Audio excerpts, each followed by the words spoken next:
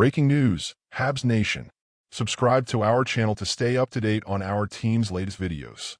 In a trade deadline filled with speculation, Kent Hughes made one thing clear: Jake Evans wasn't going anywhere. The Canadiens GM secured a contract extension for Evans just before the market opened, effectively taking him off the negotiating table. It was a bold and strategic move that spoke volumes about the culture Hughes is building. But not everyone was so sure. Veterans like Christian Dvorak, David Savard, and Joel Armia were all prime candidates to be moved.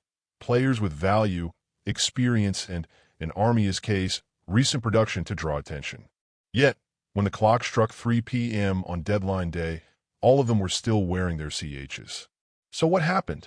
In an exclusive chat with Pierre LeBrun in Florida, Hughes offered a rare peek behind the scenes. When it came to Dvorak and Savard, it wasn't about desire. It was about value. "I don't think the return would have been worth it," Hughes admitted. "Trading veterans for mid-round picks may look good on paper, but at what cost? Taking players from Laval to fill holes would have weakened the Rocket, a team that was also struggling for something significant." The GM wasn't about to destroy the system for small gains. Then there's Joel Armia.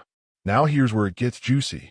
A second-round pick was reportedly the asking price for Armia, a steep price to be sure, but one justified by the Finns' resurgence this season. After starting the year in Laval, Armia worked his way back into the Canadiens lineup, finding chemistry alongside Jake Evans and Emil Heineman. Even with a nagging wrist injury, he became a key part of Martin St. Louis' rotation.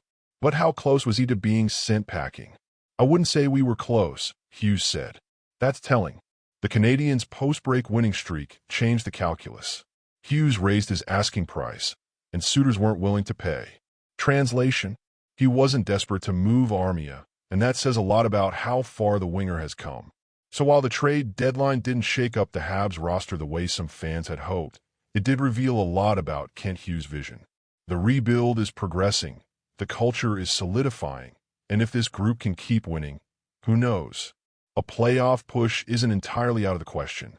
But as for Armia, if he does get moved, it won't be for a discount. The summer will tell the next chapter. Go Habs go!